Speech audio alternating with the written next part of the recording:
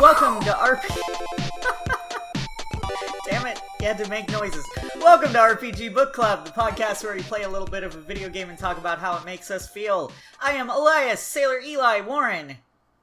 I'm always making noises, Maddie Webbin.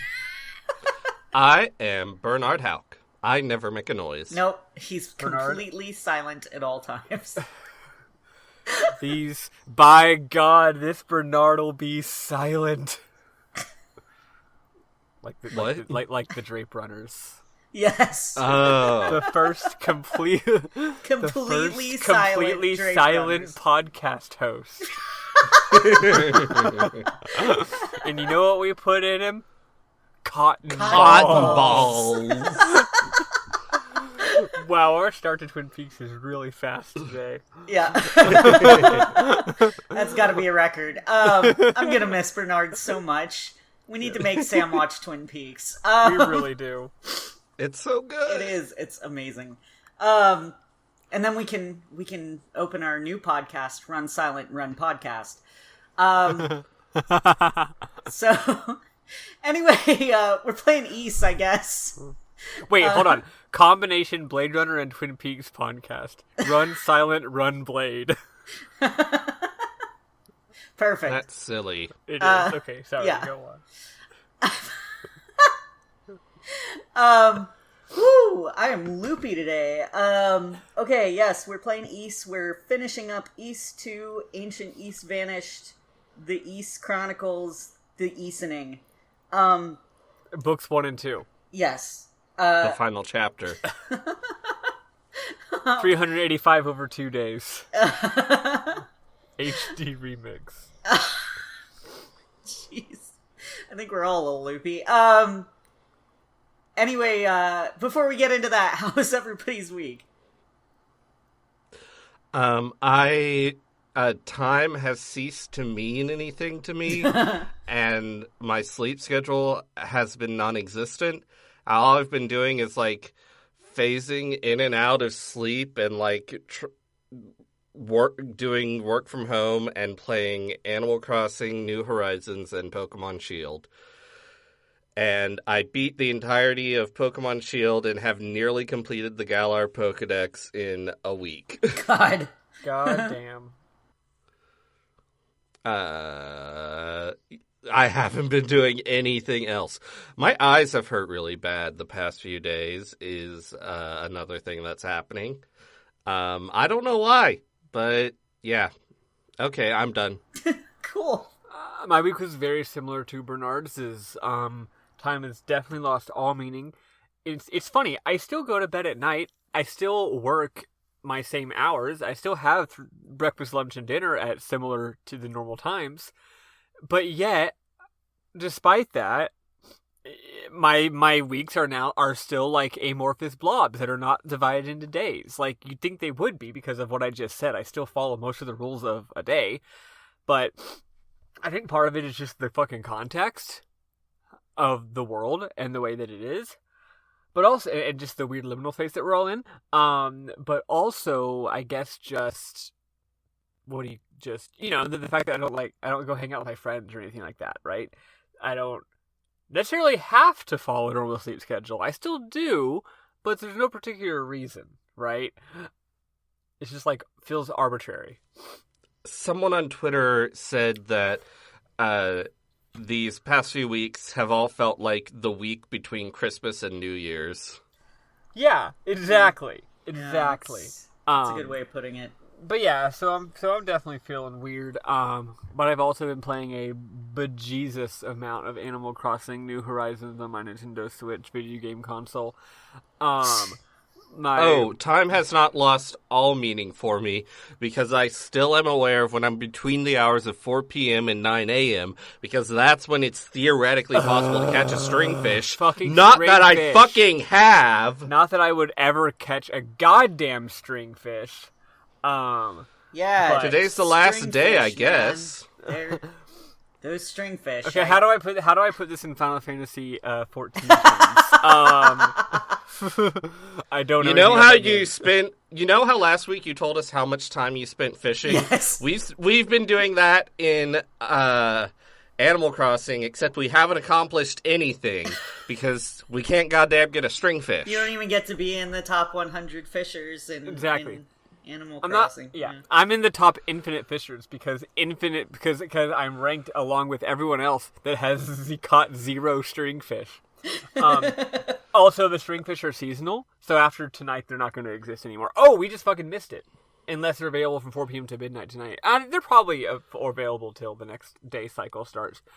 On the other hand, I mean, apparently it is one of the it's tied for rarest fish in the game. Apparently, Really, a couple of my friends have gotten one already. But well, then again, my girlfriend has got it, and as I believe I mentioned last week, they have gone nuts for this game. Absolutely nuts, which warms my heart because we really have something in common, that we can. I mean, we have things in common, but we've had. I don't know if I shared this on the pod or not. I don't know. We've had trouble finding something to like do together, like an activity to do, like as a couple, because we're long distance. Yeah, and like. Because we have similar taste in single player games, but our taste in multiplayer games is, well, both of us just aren't particularly into them.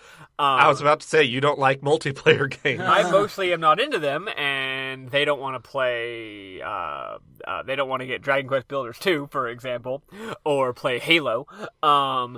So this game has been amazing, but also I'm sinking so many hours into it, but also like going on dates with my GF on the internet, it kind of feels like a real thing. Like when I have friends over, like whether it's GF or other people, like you get sort of that same endorphins as actually inviting someone into your home and hosting them and making sure they have a good time and stuff. It's like really, really cool and nice how it feels like real interaction. And it is, because there's like the voice chat and all that stuff. So like it's really helping alleviate some of my homie missing, TBH.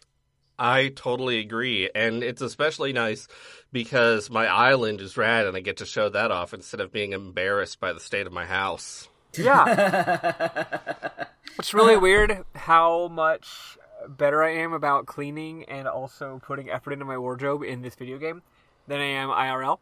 I mean, of course, I'm the same way with my houses in Final Fantasy XIV. Like, they look awesome. My real house, not awesome. Not at all. Don't come over to my house. Dear God. My current house doesn't look great in Animal Crossing because I have too much furniture. So I expanded my house to 2 rooms. I have too much furniture for 1 room, but not enough furniture for 2 rooms. Also, Bernard, have you noticed that this game has a crippling table shortage? No, I haven't. You can craft some basic tables. Yeah, but not the kind that I want. In my goddamn game and in Collie's, every single time we talk about decorating our house, we're just like, I sure could use an end table. I sure could use a fucking end table.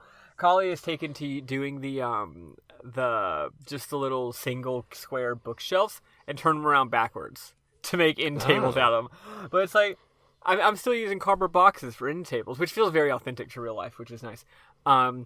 Anyway, other than that, I've just been vibrating, thinking about Final Fantasy VII Remake, and also, like Bernard said, working and being a weird, sludgy person. I did go hiking with 2 of my friends, not at the same time, and we did stay 6 feet apart the whole time. We were very careful. First hike was fine. It was at a park. It was very nice. Or not a park, like an actual hiking nature park. The second hike was, we decided to go around the lake. Turns out, I know this doesn't really matter, but if you're listening to this podcast, don't go hiking on the lake during the day. Don't go for a walk on the lake because there's 1 million people there. About as many as you would normally see by the lake. And also, none of them have fucking heard about coronavirus. Oh. What the fuck? I was like playing a bullet hell shooter the entire time. People will run at you jogging, and they'll like see that you're there, and they will just keep running in a straight fucking line. And you have to just go fucking around them. It's insane. It's so... The hiking was different. The hiking was, we would see someone on the trail coming towards us, and we'd be like, oh, hi. We'd like wave, and then we would like look for a little place to stand, or they would. And then we would sort of wave them on like, you go first, and they go by, and we kind of smile at each other and hope that, and are glad that we're all practicing good hygienic virus practices. The lake is just insane. It's just everyone there has a goddamn death wish and is selfish and hates you. And most of them are like late 20, mid 30 something cishet white dudes. So yeah, usually with like very, very buff because they're very like athletic, you know, because they're into jogging and they're into probably making deals on the stonks on their Bluetooth. They're probably so pissed off the gym is closed. They're probably so, and anyway, it drove me insane. And I'm like, some people, you know. What can you do? What can you do? What can you do? Eli, what's up with you? Well, I went to go get blood drawn for my doctor last week, and I still have a bruise from it. Like a really big, nasty bruise. Oh, jeez. Yeah, I guess they didn't do a very good job. I don't know. Other than that, lots of Final Fantasy XIV. Work from home has given me an opportunity to do stuff on the side that I wouldn't be able to do while I was in the office. Like, I've been drawing more. Nice. Yeah. I did a model edit to one of my characters in Final Fantasy to give him some tattoos. Because he has them canonically, but I can't show that because they don't have tattoos in the game. There's no tattoos in Final Fantasy XIV? There are on some pieces of gear. And there's a special tattoo that you get if you played in 1.0. Just to show that you were there, you were part of the game before A Realm Reborn came out. But other than that, like, there's no, like, customizable tattoos that you can add to your character or anything like that. Yeah, and one of my RP partners, her birthday was a week ago? Yes, a week ago. And so I was working on sort of finishing a picture that I had been working on for her for months. And it's still not finished entirely, but I finished it enough that I could post it on my Tumblr. Yeah, I've been doing way more art. I've been playing Final Fantasy on the side. And the way that I've been keeping social is by role-playing a whole hell of a lot. Not that I didn't do that before, but I'm doing a lot more of it. But yeah, that's pretty much all that's gone on with me. Cool. Good job on doing more art. I haven't been doing anything that could be described as productive, so... Me either. Well, I don't know. If you count, like... You went on a hike. That is true. But also, I honestly feel like spending this much time playing Animal Crossing, like, it kind of does double as, like, putting effort into my relationship because I'm spending time with my GF and learning more about them and stuff. So it like kind of counts as productive time.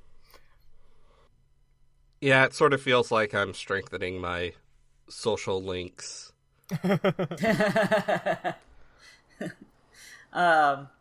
Cool. So let's talk about Ys. Let's do. We have a lot to cover this week. We do. Yeah, what let's see. We got the silver pendant, right? Yes, the silver pedant. What? Oh. He was like, actually, this is Claria. Yeah.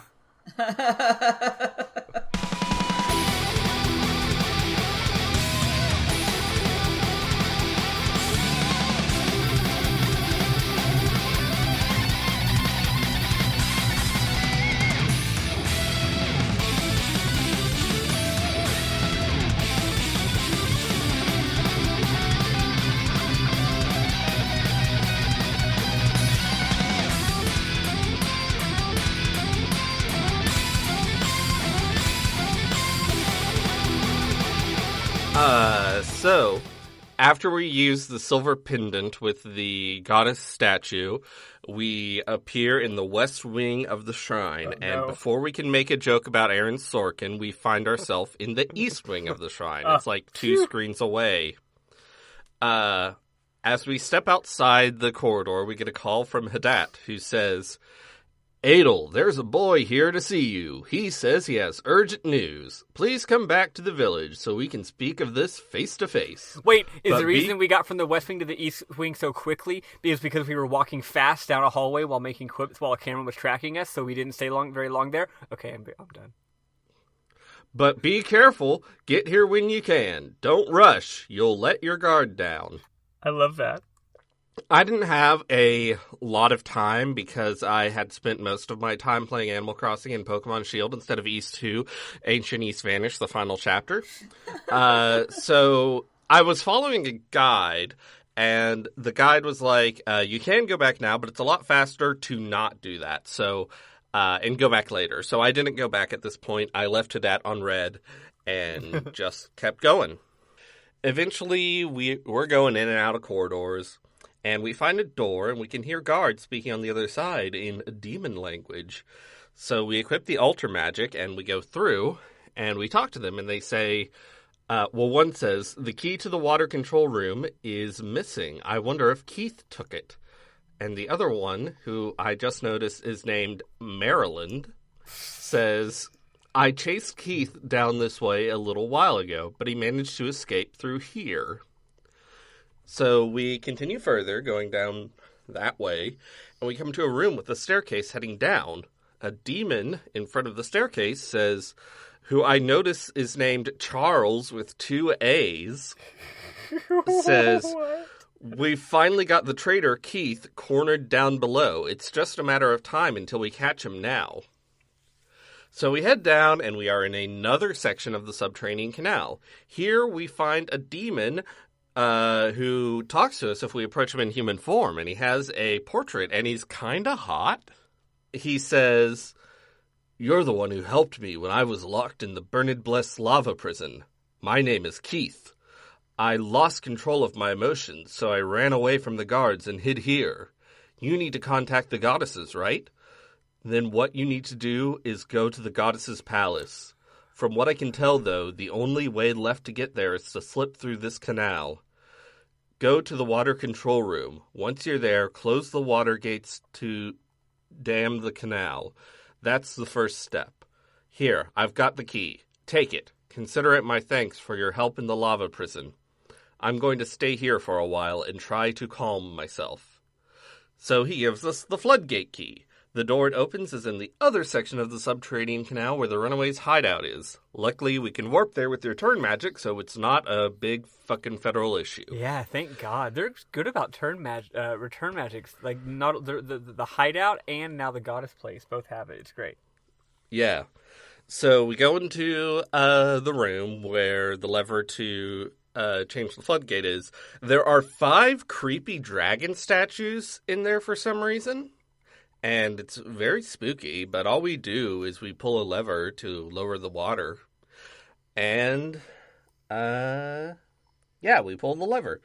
And now the subterranean canal sections are all connected by the lower area where the water was. There's one thing I love more than being in a sewer. It's lowering the water level in the sewer, thus changing its topography. I was just really glad that this was just... You pull the lever once, and now it's different, and it stays that way, and it's not like you have to lower the water, go somewhere, raise it, and all that shit. No, that shit almost always sucks, unless it's Legend of Zelda Majora's Mask. Yes. Well, it sucks in that too, but it's supposed to. Yeah. Yes. Everything in that game sucks, but it's great. Yep. I love Majora's Mask. Yes, it is good. So after a lot of exploring and finding some great equipment, we climb some stairs back up to the shrine and meet Keith again. Keith says, this is the entrance to the bell tower, known as the Campanile of Lane, and the sacrificial ritual is beginning. On the 5th toll, the girl, Maria, will die. Fuck. Yes. Zava is lying in wait at the entrance, but I'm not strong enough to fight her. You need to save that poor innocent girl in my place, Adel. Please. I'm just picturing when Maddie cried out, fuck. I'm just picturing Adol doing that. Fuck, you hate when that happens. Yeah. Adel yells out fuck word after fuck word. Exactly. So there are two paths here. One leads to the goddess's palace, and one leads to the Campanile of Lane. So the guide tells me to go to the goddess's palace first, so I do that.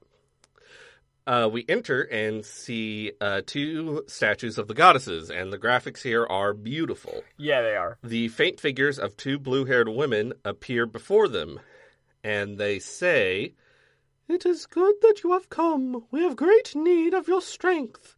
Now, in order to reach the core of the shrine where we await, you will need to find and use the second pendant. Some of our people have been turned to stone, and one of them carries it. Also enshrined in the campanile is an item called the Dreaming Idol. It can be used to undo the curse of petrification. Yeah. First, bring the idol to us, and we shall instruct you in its use." The goddess's palace is a warp location, so now is finally a convenient time to go see the person Hadit mentioned. So we use the return magic to go back to Ramia Village, and we go to Hadit's house, and it's Tarf. It's Tarf. Yeah, the little boy we saved who is friends with Keith. So we speak to Tarf, and he says, "Mr. Adel, you're too slow. Come on, hurry it up already." So, it happened right after you left. I saw that guy in the black cloak just outside the village. I was being all brave and sneaky and followed him all the way here. I lost sight of him, though, just after arriving in this village. Mr. Adel, I'd watch out for that guy if I were you. He's real bad news. It seems like the demons really have it in for you too, mister. You've been through a lot. So that wasn't helpful at all. Back to the shrine. Really Not wasn't. a bit. Nice. Thanks for nothing, Turf.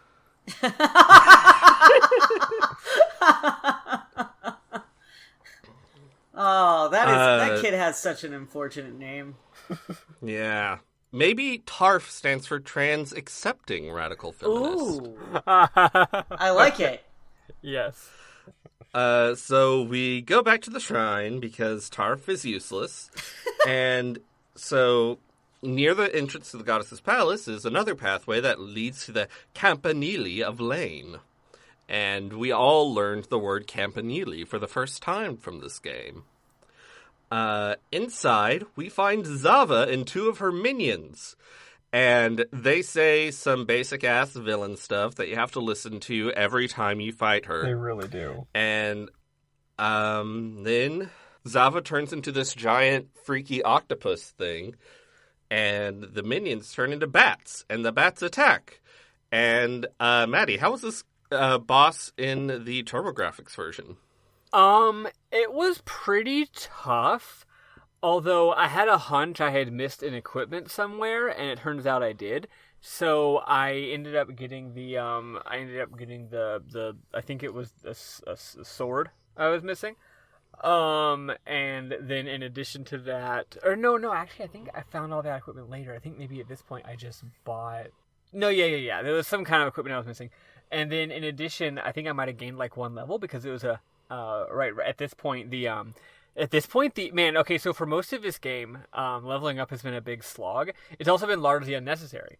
So I haven't been doing it, but also it's been a little bit of a slog whenever I have to do it. This time around, no. The area outside the goddess's area, every enemy gives you like 120 fucking XP. And yeah, you get, they give you hella XP. And most importantly, there's a bunch of them.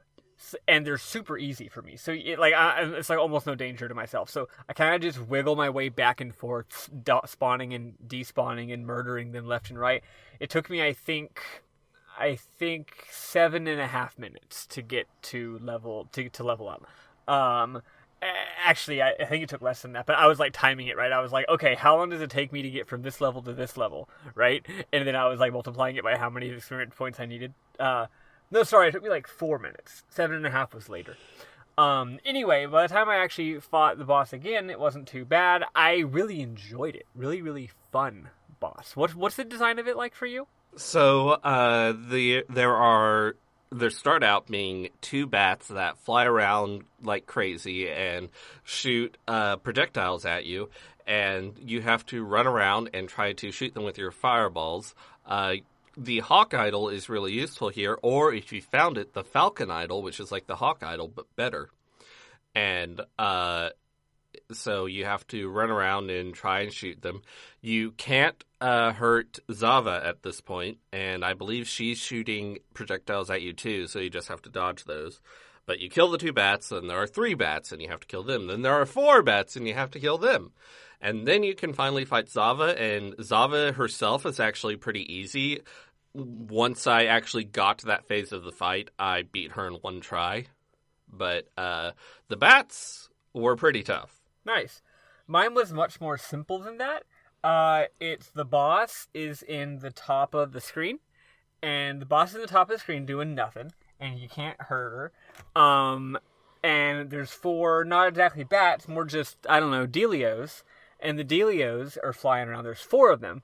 And they're flying in a consistent pattern, like a screensaver where it bounces off the corners, and you know what I mean? Just bounces around diagonally. Like Dark Fact did. Yes. So there's 4 of them at first. And the only way to hurt the boss is to hurt these things. As you hit them, they don't have health bars, but if you hit them enough, they turn red. Also, they make the "you just hurt them" sound, so you know it's working. And then once you kill one, it takes a chunk off of Zava's health bar. So there's 4 of them, right? Once you kill one, Zava shoots out another. So there's always 4. And what's neat is the first 4 are all kind of at the same, like, angle and trajectory and stuff. Like, in different directions, but, like, same angle. So they're kind of bouncing around in a relatively systematic pattern. But then after you kill the first 4, the next ones that she shoots out are, first of all, they're not timed with the rest of them because they just go out whenever, right? But also, they're at a very different, radically different angle. Funny enough, the ones she shoots off later, I think were easier to manage. I think the first 4 were the most difficult pattern. But yeah, so that's literally it. So you just got these 4 things going at all sorts of different angles, crisscrossing around, and whenever you kill one, another one appears at a different angle, so you have to adapt. And you just shoot them a bunch, and yeah, I really, really, really, really enjoyed it. I think after I did my little bit of leveling up, I beat it on my first try, or perhaps second. So yeah. Cool. So we continue into the Campanile of Lane and hear the bell ring for the first time. The ritual has begun, and some kick-ass music starts playing. This part of the game is so fucking good. It is. So we step in past the corridor, and we see Maria chained up on a platform in the middle of a pit. She tells us to leave and save ourselves. We don't do that. Yeah.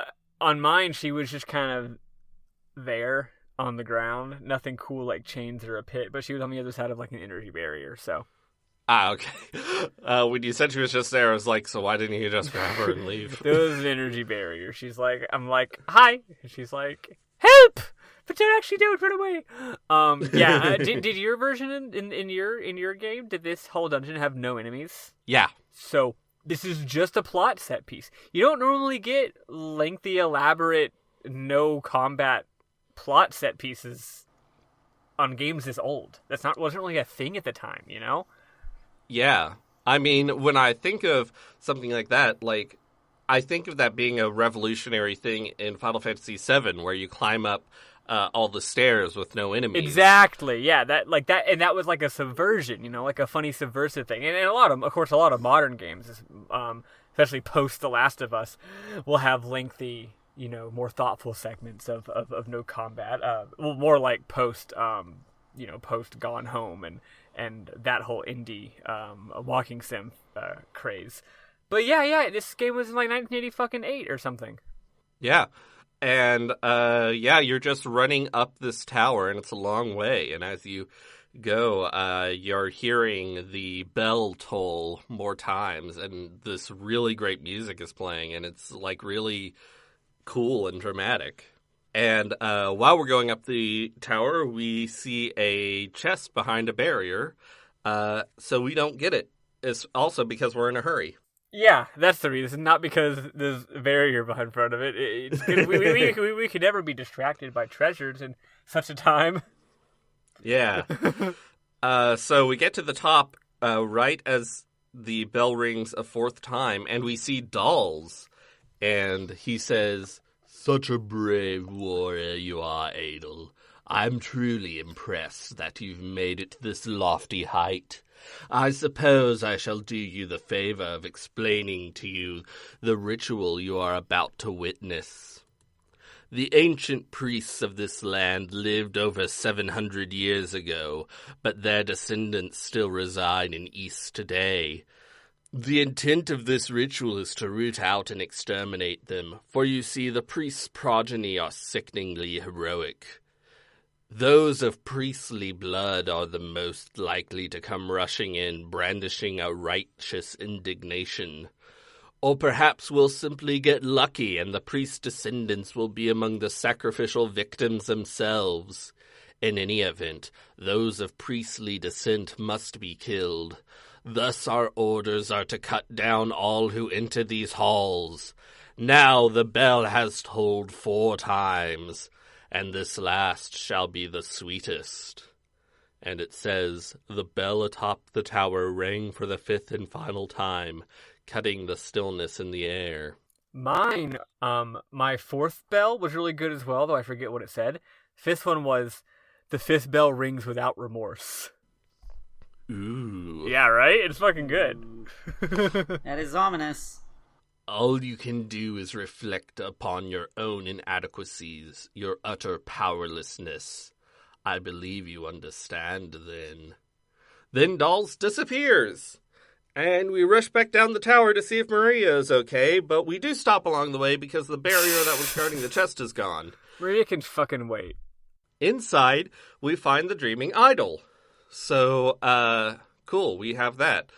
And we rush down the rest of the way to the bottom of the tower, and we see Maria dead.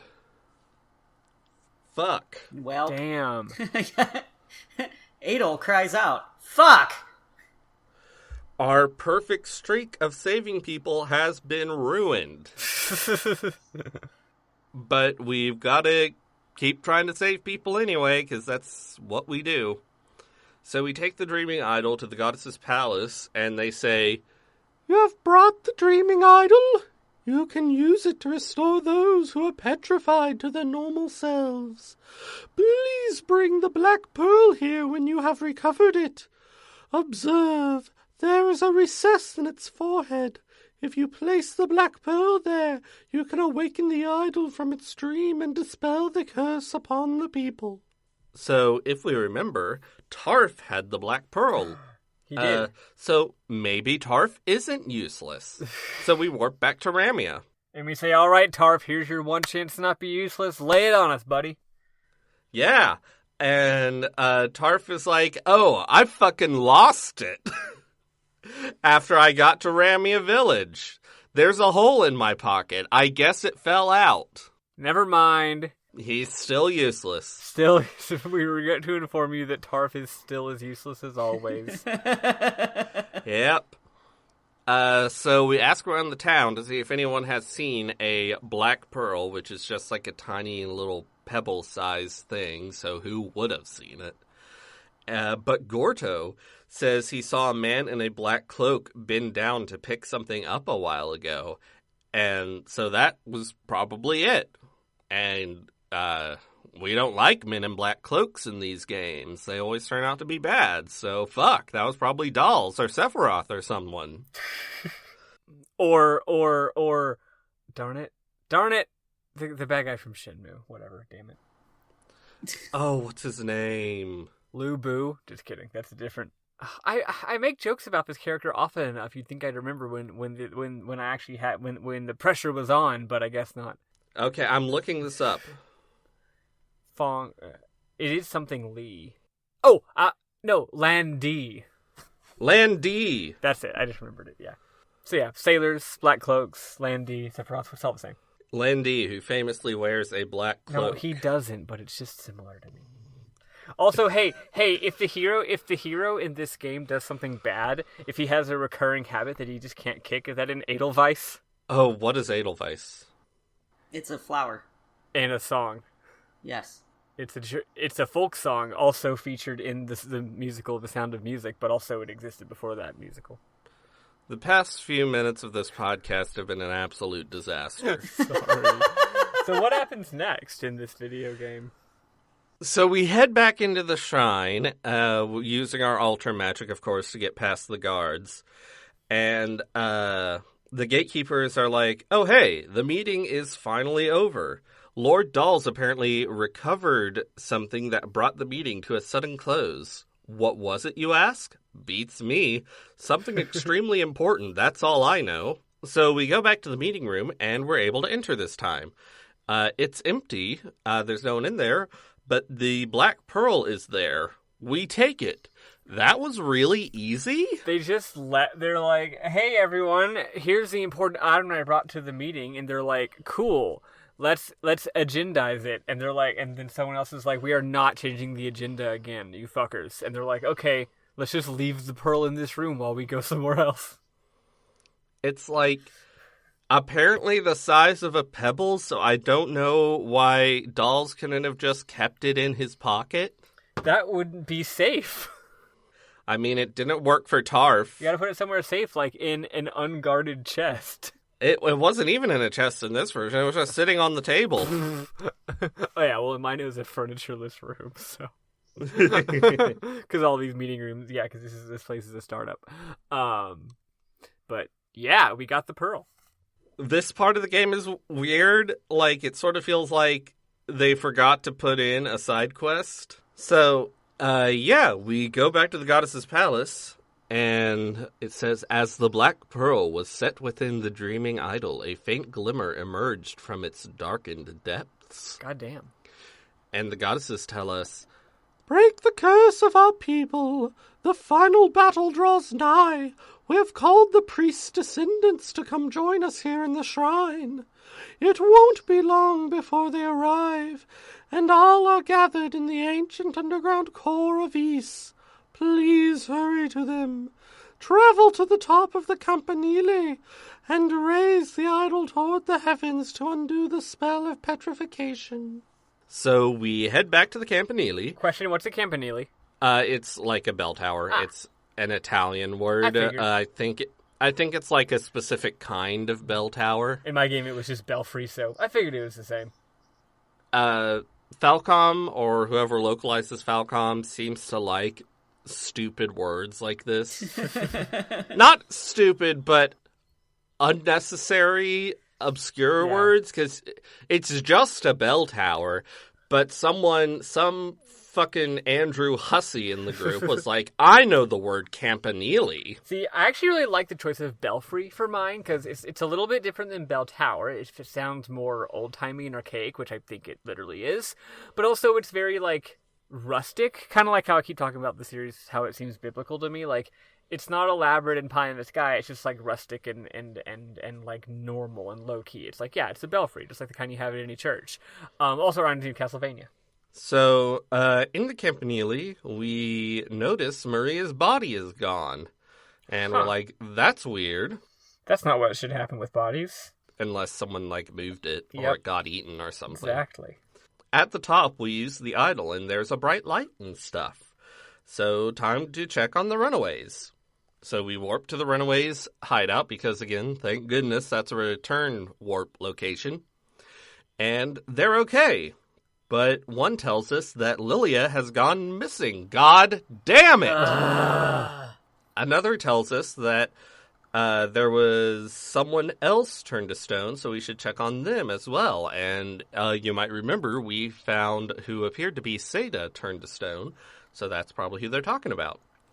Once we have talked with everyone, Keith shows up and tosses in a wing so they can warp back to the village. And there's a cute little moment here where someone's like, oh my god, a demon, we're doomed! Oh wait, it's Keith.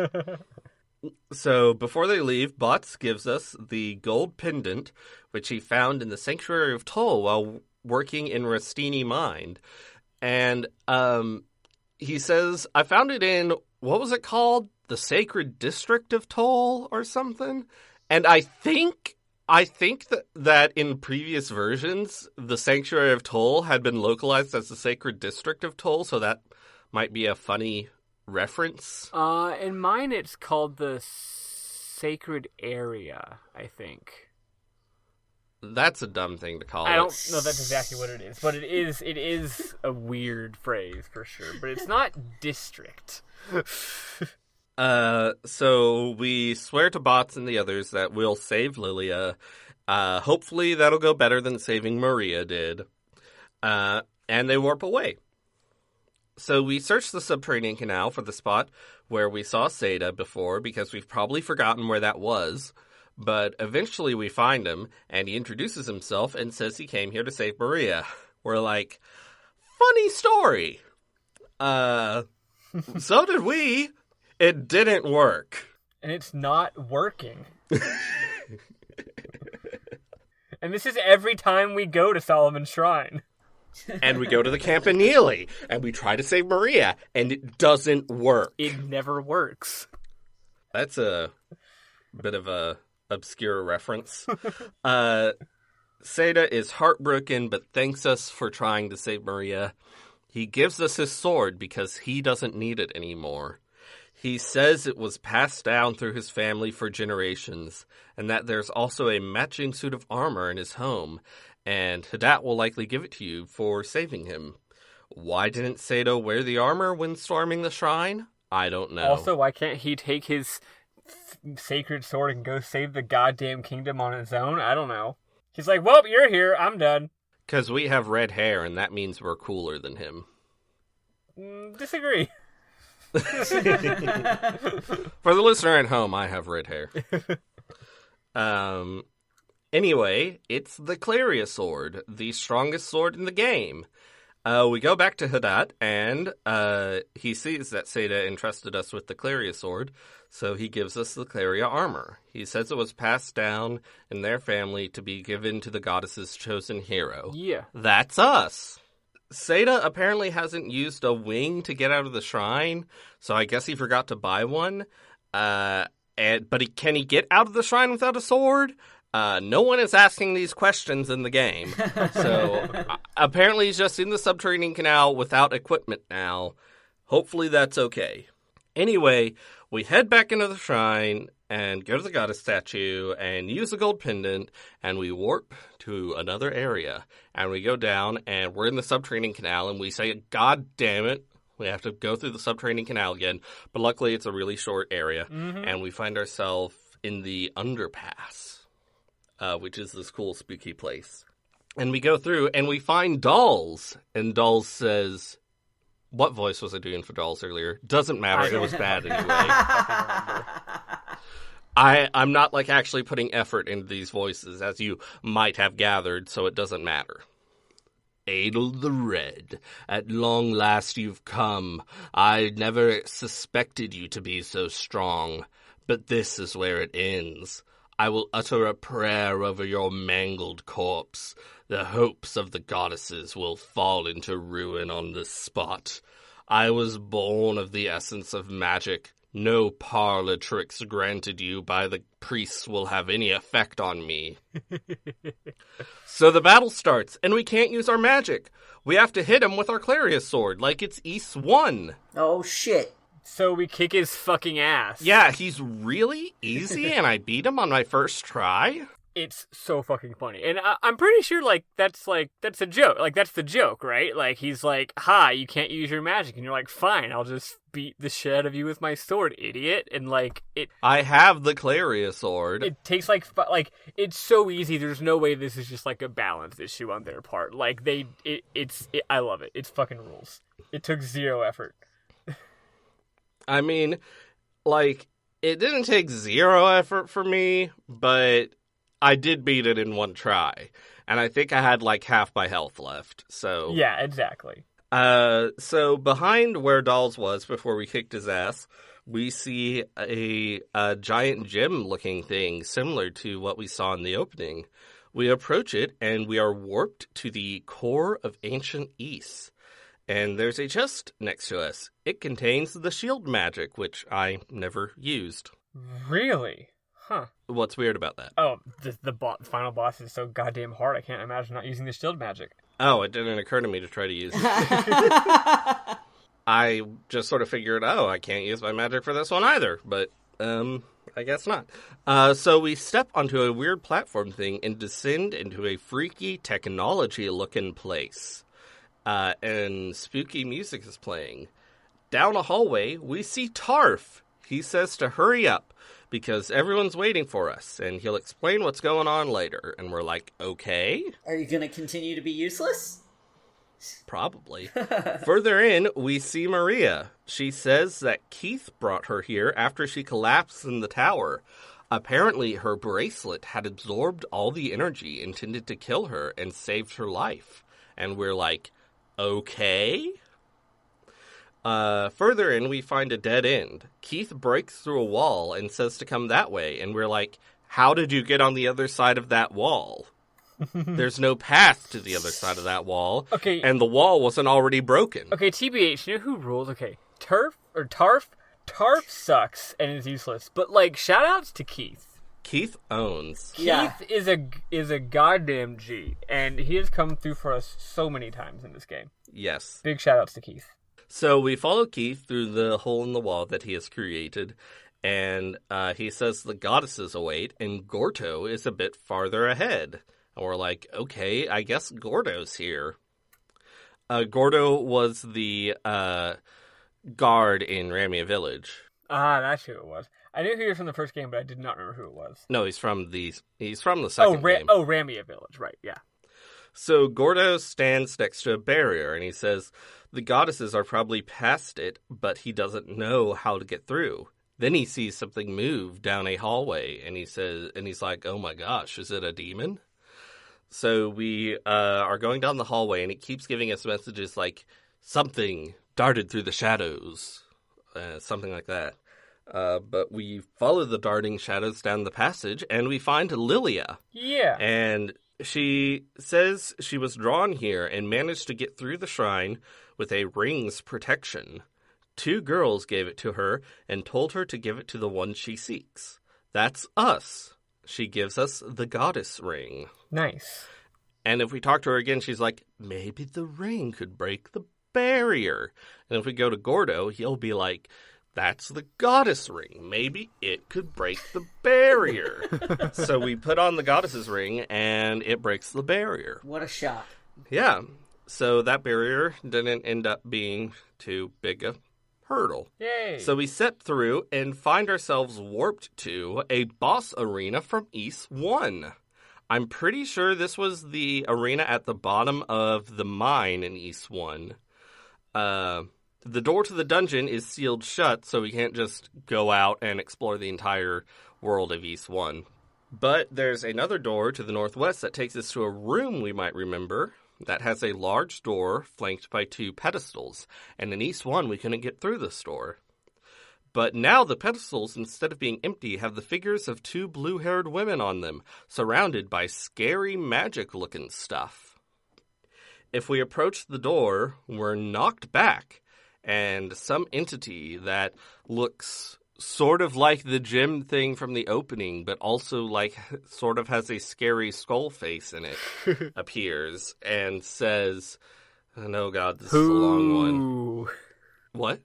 Who? Because he's a skull face. Yes. He says, all hail the power of darkness, all shall pray to the power of darkness. The goddesses have fallen to my strength, and their priests are dead. Humankind has lost its protectors, now all shall kneel before me. 700 years ago, I was but a step from victory when those dastardly goddesses sealed me away in the inky void. My countless years of imprisonment and all those nights of humiliation, endless and debilitating, have at long last come to an end. Now the promised moment is nigh, the moment when demonkind usurps man's place as masters of this world. The moment is here. My brothers, in blood and in arms, heed my call, children. Let us teach humanity the true meaning of terror. But then someone from off-screen yells, not so fast, demon! And 2 people walk in. And one of them starts talking, and it turns out to be Goban, who was, I think, the leader of the thieves in the last game. Maybe.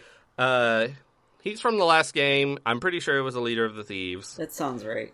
And he's like, I'm sorry to be so late, Adel. Quickly, play this silver harmonica. Its sound will remove the curse on the goddesses. Ys is now back where it belongs, and the priests are in attendance. Or did you forget that I'm a descendant of Tova? And I'm like, I don't even know who you are. So yes? It's been like 10 gameplay hours since then. You had 3 lines. He tosses us the silver harmonica, and we play it. And like any character in a Falcom game, we know how to play the harmonica. So the magic sealing the goddesses and the creepy skull entity disappear, and all is quiet. If we go speak to the other person who entered, it's Luda Gemma, our old friend, who we remember because of his silly name. Yep, that's why I remember him. He has the Claria shield, and he gives it to us. Cool. So we go and speak to the goddesses, and the goddess on the left introduces herself as Rhea. She says that 700 years ago, they sealed the Claria in the ground because it was born of magic and demons, and things were fine until it was unearthed and misidentified as silver. Darkfact was able to use it to destroy the seal on the demons. Rhea says to wear her ring in the battle ahead, as it will weaken the demon. And the goddess on the right introduces herself as Fina, and apologizes for not telling us who she really was before. She says that sealing the demons with magic before only ensured the seal would one day be broken. Both magic and demons must be destroyed. And one of them says that beyond the door we'll find the black pearl that is the source of all magic and demons, and I forget which one says it. I was getting tired at this point. But Rhea and Fina imbue us with the power of the land of Ys, and we're like, yeah, cool. We step through the door, and after a long corridor where the floor falls out from under us as we walk, we end up being warped to this scary place, and we find ourselves face to face with the horrible entity from before. And it says, I am Darm. I'm the source from which magic and demonkind alike were formed. My power is that which created Ys, and my power alone can sustain it. I shall consume your very soul, and you shall know true despair. Good one. Here, my notes say, Darm is hard. Okay, so let's fucking talk about this fucking bullshit. Okay, I'm really sleepy. I got 3 hours of sleep. You know why? Because this boss is too damn hard.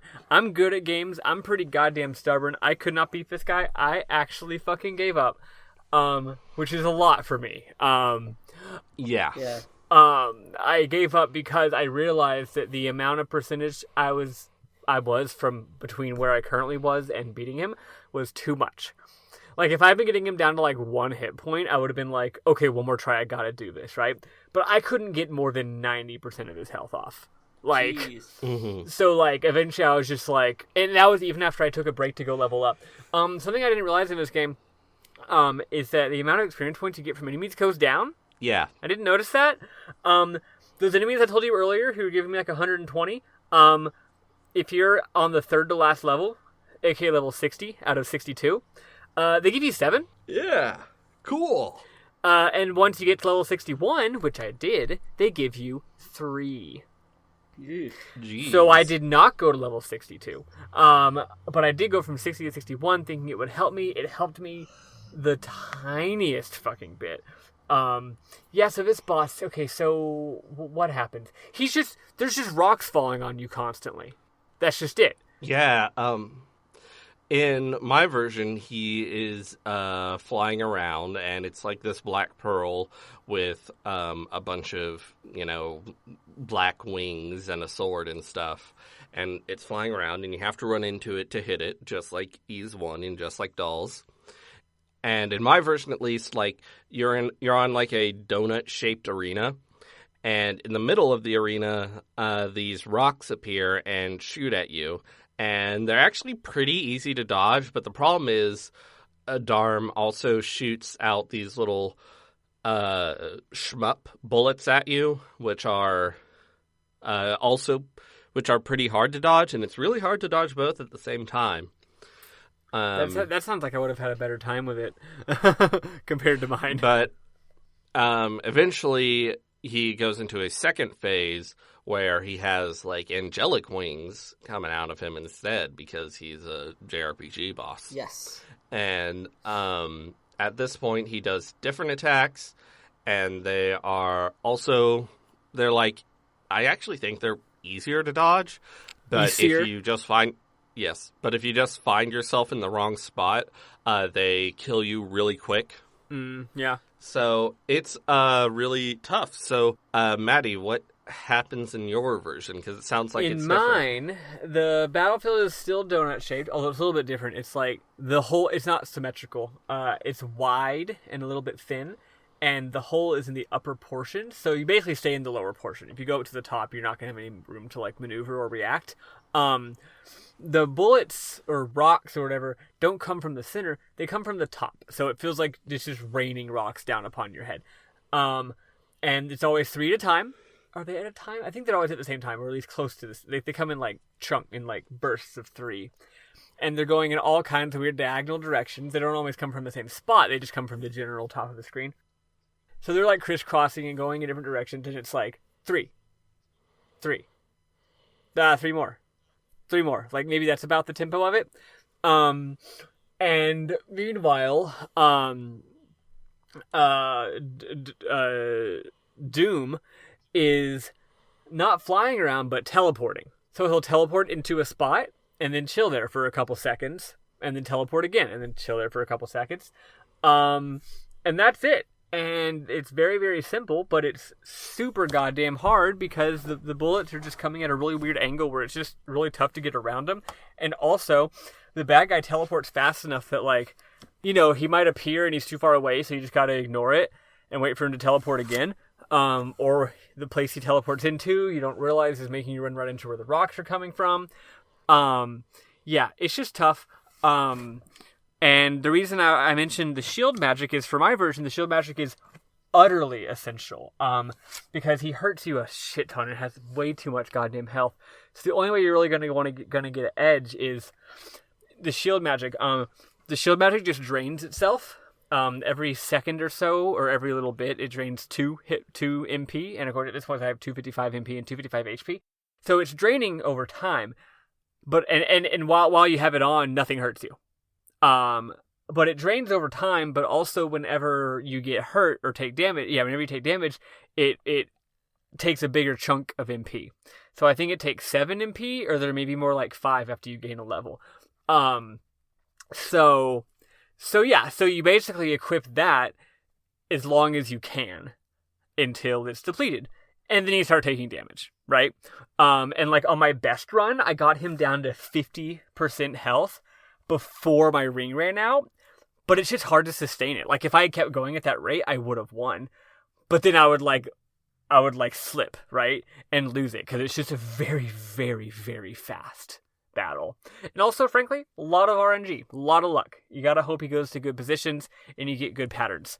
Dark Fact was, of course, very difficult because there was a lot of stuff going on. But the thing was, he was extremely predictable. Yeah. So you could just sort of iterate on your... like you had to be flexible and adapt to weird shit, but for the most part, a lot, like some of the projectiles were somewhat deterministic. Yeah, and he would bounce around on the screen always in the same pattern. Yeah. So you could... It was easy to get better. Yeah. This one, I did get better, but I don't think I had a run where I got more than 90% of his health off, and I was like, God, this is so fucking hard. Also, I made use of save states for the first time in this game, but not to cheat. I just used save states to skip the opening cutscene because it's too fucking long. But I didn't think about doing that until I'd already wasted like an hour. I was like, wait, I shouldn't be taking like a whole goddamn like 30 seconds or 40 seconds of crossing this bridge and the bridge is collapsing and then some graphics happen. I shouldn't have to do that every single time I fight this boss. What's wrong with me? Mm-hmm. So I didn't use the shield magic. It probably would have worked. So I feel like a dummy for that. But the only reason I was able to beat this boss is because in Lance Village, which is the village from the very beginning of the game, there is a curiosity shop, and in it there are a few like very cheap items, but there's also an item called an elixir, and the guy's like, "Oh, I don't actually want to sell that. It's this one-of-a-kind thing. There's only one of them in the world, and it is extremely special because it can revive you from a mortal wound. I don't actually want to sell it, so I give it the absolutely absurd price of 60,000 gold, which the maximum amount of gold you can carry in this game is 99,999.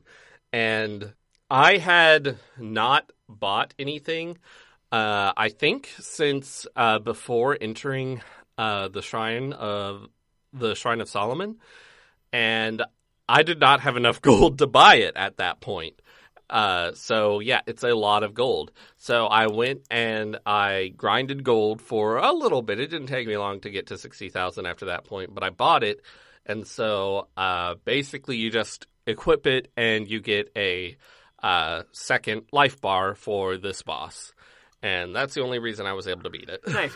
I thought of doing that, but the thing is, that's interesting for you, because for me, the walkthrough was like, yeah, don't bother with the life drop. It's not going to goddamn help. Because for mine, everything I just said is if you have the goddess ring equipped.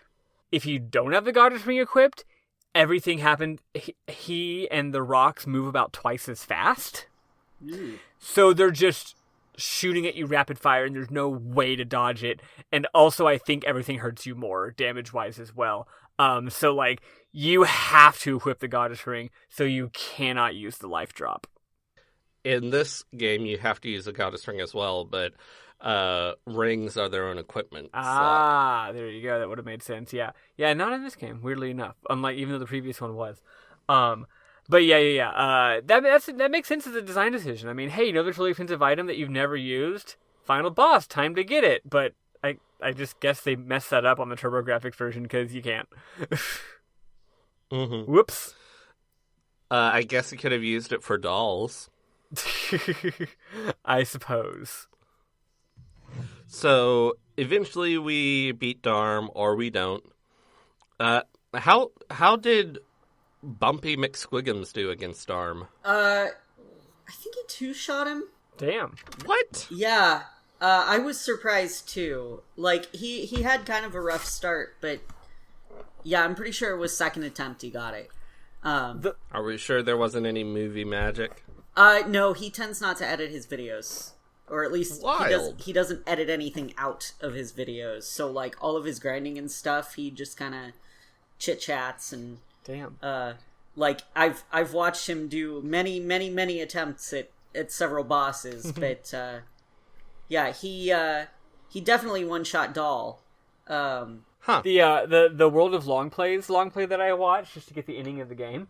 Of course, they do use movie magic on World of Long Plays, but still, the run that they used for the long play, was this version I'm playing, and I just talked about how it's so astronomically goddamn hard, even for someone as stubborn as me.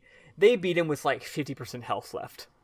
Jeez. Bullshit. And it still looked hard. Like, they were, I could watch them like playing up a storm, And in fact, when I was watching how they were playing and how often they were getting hit, I was like, it doesn't look like they're doing that much better than me.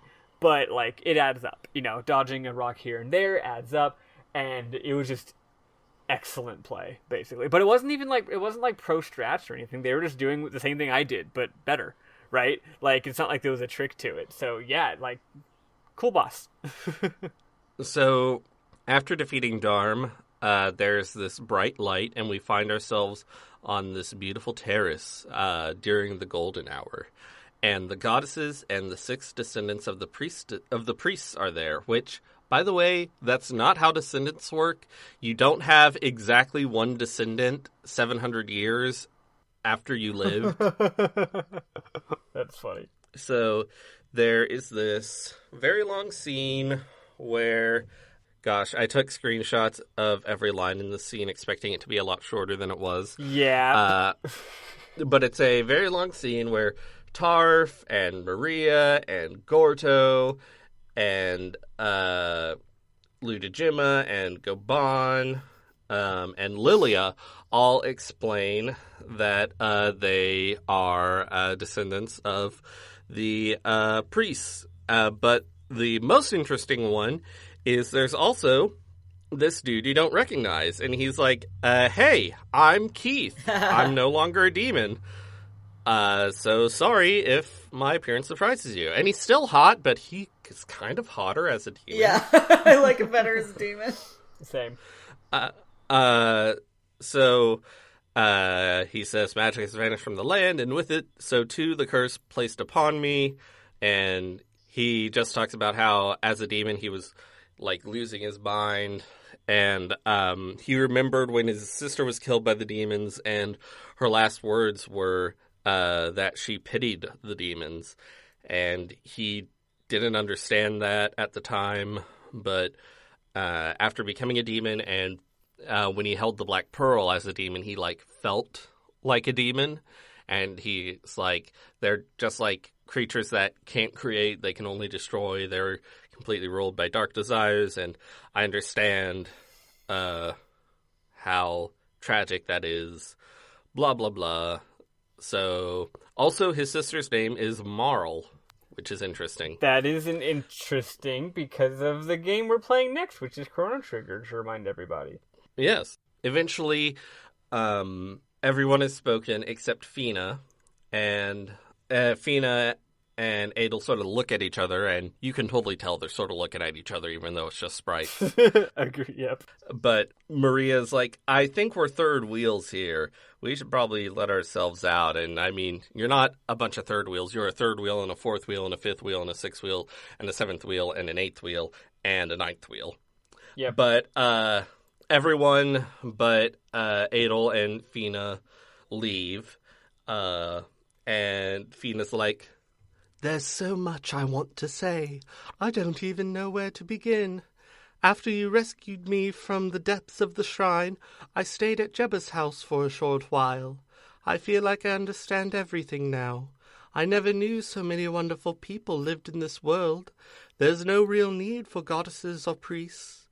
And now even the floating land of Ys will be a thing of the past as Asteria becomes whole again. I have so many happy memories from my time here, but the best will always be the time I spent with you. And correct me if I'm wrong, but wasn't that like 5 minutes when we took her from the shrine to the town? Yep. What can I say? Adel's hot. She got smit. I want you to know that more than anything else. During the time I spent with you, I truly felt human. I must go. Rhea is waiting for me. I hope that you'll think of me from time to time, and when you do, I hope you'll remember me as a girl, not as a goddess. Fare thee well. And like, if you want me to think of you as a normal person instead of as a goddess, ending it with fare thee well isn't a great way to make that happen. Yeah, why don't I just say bye, like humans say? Yes. So she leaves, and there's this ending cutscene that like mixes anime and in-game graphics, and it's great, and everybody reunites with their loved ones, and it's happy, and Adel returns to Lance Village, much to Lilia's delight, and we even see Dogi reunites with Adel and like slaps him on the back, and Adel's like, ah, from being slapped on the back too hard. And we even see the Ruse leave their nest, and they explore Noltia freely because there aren't demons anymore. That sort of happened in mine, though not exactly, but yeah. And yeah, there's just a lot of stuff happens in the final cutscene, but it's all like predictable, happy ending stuff. So yeah, that is the end of the game, I guess. Yeah. So I guess we'll listen to some music and then go on to memorable moments and talking about the game as a whole. Yeah.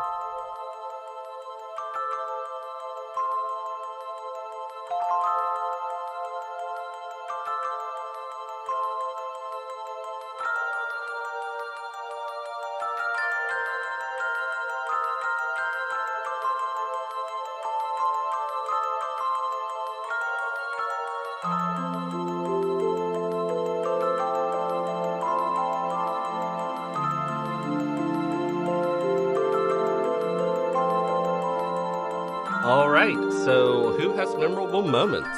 So I was a total goddamn idiot.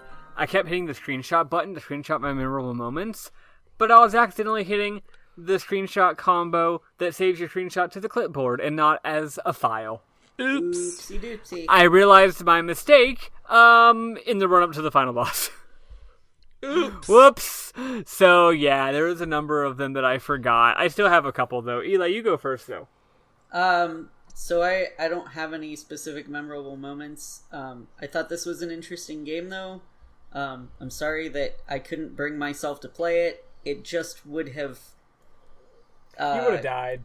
Yeah, a lot. And it would have frustrated the crap out of me, and I would have given up anyway. So, yeah. Because it's hard. Unlike Maddie, I'm not afraid to give up. I'm not afraid. I'm just stupid. My motto... It's different. My motto is go big and give up. What's that Simpsons line? It's like... Never try. Yeah, that's the moral of the story, kids. Never try. It's a good moral. I mean... Sometimes. You know, sometimes there are things that, you know, you gotta know your limits. And here's one of my limits, you know? And I wanted to enjoy the game, and playing it would make me hate it. So I enjoyed it more by not playing it. Nice. Fair. Yeah, no, it's totally fair. So I had a few memorable moments. So even though it kills the sense of urgency, after you meet Maria in the core, you can totally backtrack and go to Ramia Village and tell everyone that she's safe. And everyone has new dialogue for this. I love that. And this game just has such an insane amount of dialogue.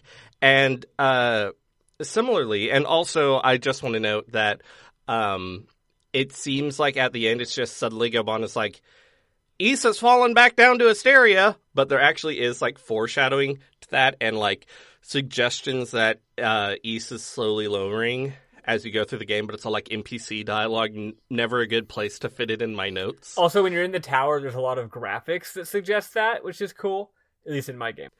Yeah, so, but apparently, after Gobon says Issa's returned to Asteria, and when you're right before the final boss, apparently at that point, right before the final boss, it's possible to backtrack, go back to the overworld, and apparently, I didn't do this, but apparently, basically everyone has new dialogue about the fact that Ys now isn't floating in the sky anymore.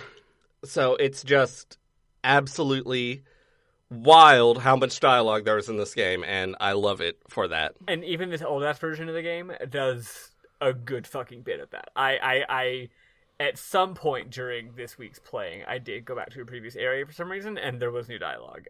It's just, yeah, it's the fucking coolest shit. Yeah, and apparently that's a huge thing in Falcom's other big series, Legend of Heroes. Apparently just people constantly having new dialogue is a thing there as well. But also apparently those are like actual regular JRPG length, so I imagine their scripts are just horrifying to look at. I mean, did you ever read that big like Kotaku big expose on like the person or like one or two people who did the big localization project for I think the third game? It was like I heard they had it rough. It was like, first of all, it's a phenomenal piece of reporting. It's one of Kotaku's really, really great long, like really deep dive actual journalism type pieces, which they do a really good job of when they had the budget to do them. Like the guy almost died. Like, it was crazy. Like that he got it done at all, and also didn't like either be homeless or like commit suicide or whatever, like, and that's not a joke, that's part of the story. But yeah, it's a really, really, I think it's like 3 million words, something like that. Jesus, I think that's what I heard. Goodness. Yeah, that's a lot. That's a lot. So this is a really nice touch that I like. After we kill Darm, in this version, at least, it does not immediately warp us to the Beautiful Terrace for our ending.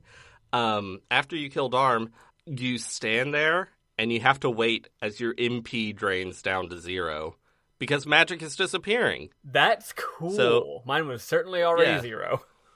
Yes, but I'd not been using magic because it did not occur to me because I wasn't using the guide for boss fights. But yeah, so I just thought that was a neat touch that you have to, that you see your magic go away. And, yeah, I think that's all my memorable moments for this week. All right. I had a couple. When you are in the place, I'll just read the one that I actually got screenshots for. When you are in the in one of the areas towards the end, you're still being in villain mode, being disguised as a demon, and the demons start talking more and more about how they're scared of Adel. Like that becomes a recurring and common theme. And I only got one version of it, but it's one of the enemies goes, "I heard that madman Adel has been seen in this area. I don't want to die yet." Oh, I know, right? I'm like, oh, fuck. Well, luckily I was killing very few of them anyway, except when I needed to level up. So, let's see. As long as you don't give good experience, you're fine. Also, when they're talking about, when I'm overhearing them talk about Keith, the second line is the one that I like, but I'll read both of them for context.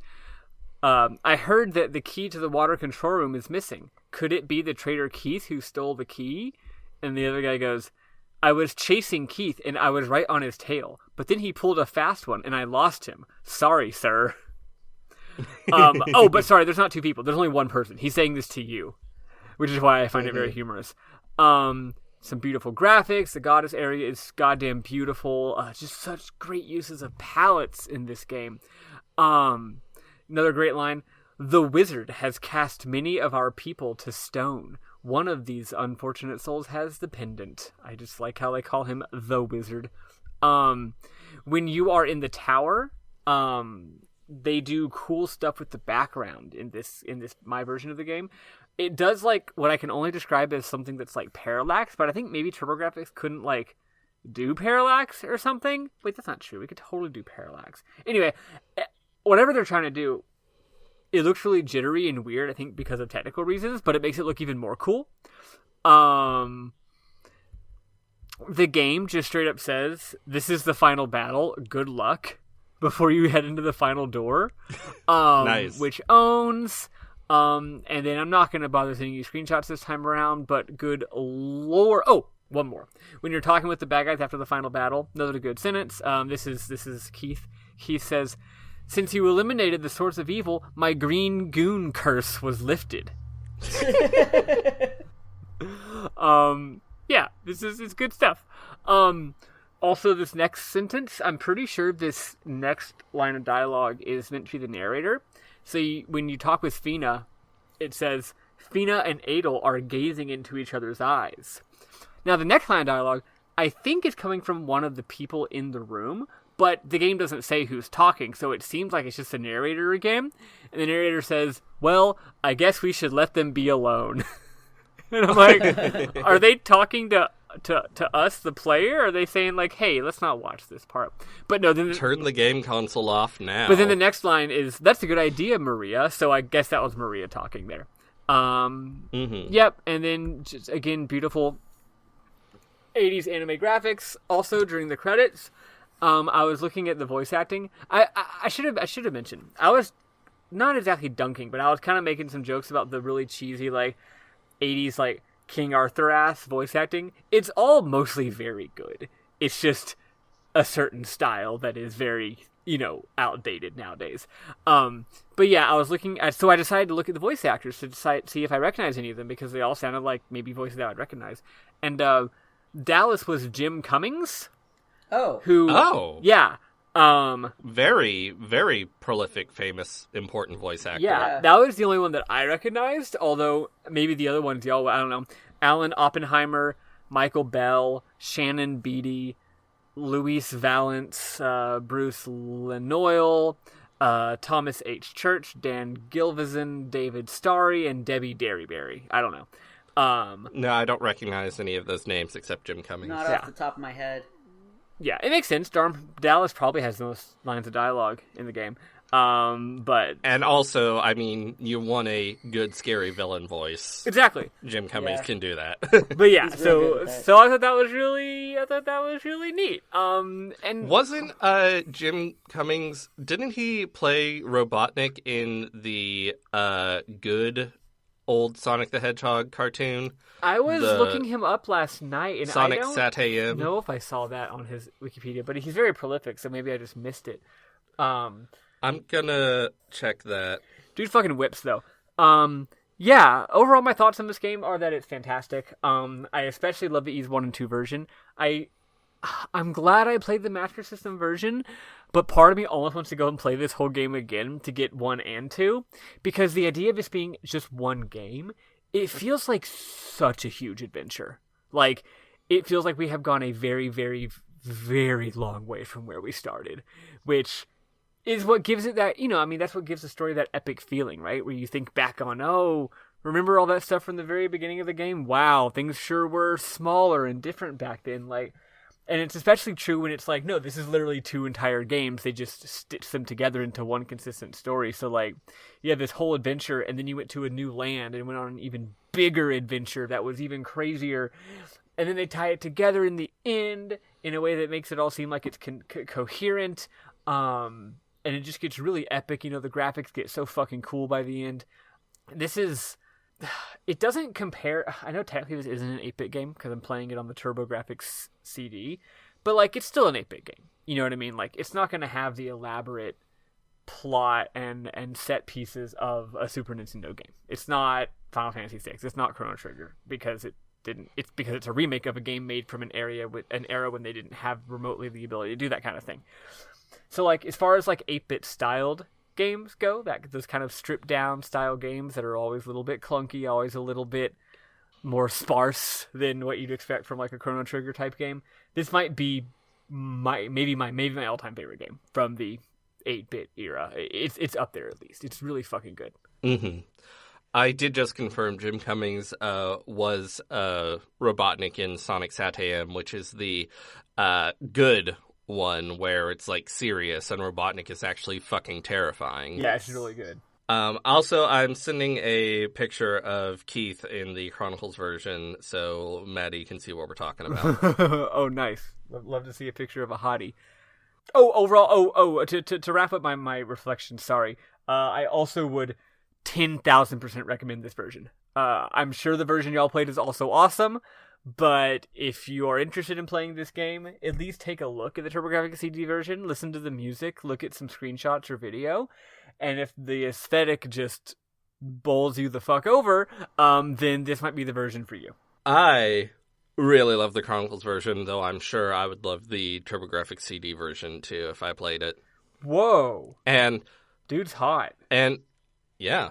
And again, for the music in the episodes, I've been pulling from all sorts of different versions of the game. I've been pulling from the Chronicles version, the TurboGrafx version, the Master System version, the Master System with the FM sound chip or whatever version, the DS version, just because the music rules in every version. The music at the end of this game when you are in the final room talking to the people, like the epilogue, it's like the most fucking chill vibes music ever. It's that's maybe my favorite track in the game. So yeah, overall, I adored these two games. They fucking rule. They have some like really bad humor sprinkled in, and some like really unfortunate like moments of gross sexual stuff. Mine doesn't have that, but they're like just sprinkled in, and they're like Easter eggs, and it's like really weird and out of place. Yeah. Like, yeah, I was going to give examples, but I don't want to talk about it because it's not pleasant. The localizers, or perhaps original game makers, people making the expanded version of the game, sounds like they were just having a bit too much fun with it. Yeah. It's like, y'all, calm down. Just make the game. You don't have to make every line funny or weird. Like, stop it. Come on, just chill. Yeah. But yeah, I love these games. They're on Steam. They're like probably pretty cheap and probably go on sale a lot. So yeah, buy them and play them because they rule. Yep. Yeah. And also maybe if you buy East games, maybe they'll localize East 9. Yep. If you want to play the TurboGrafx CD version, it would also behoove you, yes, to pay money for the Steam version. That way you can feel like you're doing good ethics in so doing. Yeah, I'm very strongly considering if I can fit it into my loaded game schedule of, oh god, Animal Crossing, Xenoblade Chronicles 2, Final Fantasy VII Remake, Chrono Trigger. If I can fit it in with all those, I'm very much wanting to play East 3, frankly. Some version of it. Yeah, I want to go on to play the rest of the East series, but I don't know when I'll have time because, yeah, there's lots of games coming out soon also, that I also want to play. Quality jump from East 1 to 2, enormous. Yeah, like East 1, and I loved East 1. Yeah, East 1 is great, but East 2 is like a whole different level. Well, East 1 is, again, like I said before, just like, it's got that classic bare bones Dragon Quest sort of vibe to it. East 2 is like so much more elaborate. There's so many more, there's graphics, there's set pieces, there's crazy drama moments. There's just so much more going on, you know? Yeah. Great. So, like, imagine if that quality curve keeps going. I no wonder everyone was losing their bonkers about East 8. You know what I mean? Yeah. Like, it makes sense that these games are all great. So, hell yeah, good job, Falcom. Yeah.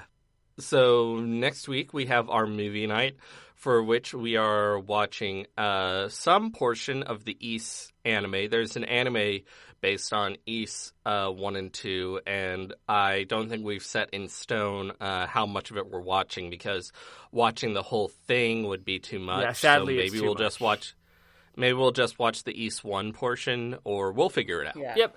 Yep. We'll figure it out before this is posted, and Sam can put it in the description. Yep. Hell yeah. We'll figure it the fuck out. That'll be next week, and the week after that, we're moving on to Chrono Trigger. Finally, getting that game ass started. And Sam will be back. Sam will be Huzzah. back. Bernard will be And unback. I'll be gone forever. Probably not forever, but yes. Banished. Ancient Bernard Blocked. banished. Yes. But yeah, no, it'll be a good time. So please keep an eye out for what portion. I mean, you can just watch the whole anime if you want. We don't care how much you watch, but definitely watch some of it for next week's movie thingy, and get ready for some goddamn Chrono Trigger. And if you've been playing along, thank you so much for joining us for playing this lovely game. And thank you so much for having me on the podcast to listen to me talk about the game. Yeah. Hell yeah, absolutely Glad to love have having you. You did a great job with your voices and your notes and all of that stuff. Yeah, you kicked ass. Cool. You want to do our outro then, Maddie? Since you're better at it than me. Sure. Once again, thank you for tuning in. If you're liking what you're hearing, you should check us out at rpgbook.club, which has lots of nice links, including a link to our Ko-Fi, ko.fi/rpgbookclub, as well as links to our Twitter at rpgbookclub, email rpgbookclub@gmail.com, etc., etc., etc. We're basically RPG Book Club everywhere. If you want to join our Discord, you totally should. It's a really, really nice community, especially right now when we're all just exchanging Animal Crossing stock prices. There's also a link to that in the description, and also at our website, once again, rpgbook.club. We also have like merch and stuff. If you decide to be a regular supporter of us on our Ko-Fi, you get various bonuses. You get to vote on what game we play next, except when we're deciding to play Chrono Trigger. You also get you get some exclusive content, and you also will help push us towards our stretch goals, which means we do bonus episodes. So thank you to all of our existing contributors, and if you want to be one of them, then we will give you a big ol' shout out. We give people shout outs for like nothing, so you can just say hi to our email and we'll give you a shout out. So like, really it's a pretty low bar, but still, we love to. Oh, I shouldn't have said that. Now no one's going to donate. We love to hear from y'all. I think that's everything. Yes.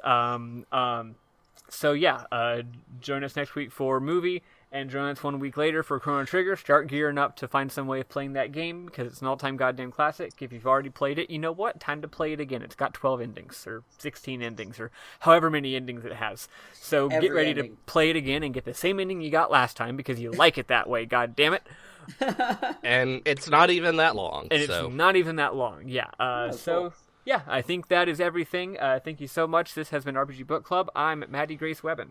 I'm Elias Sailor Eli Warren. I'm Bernard Hauk. Bye, everybody. Goodbye.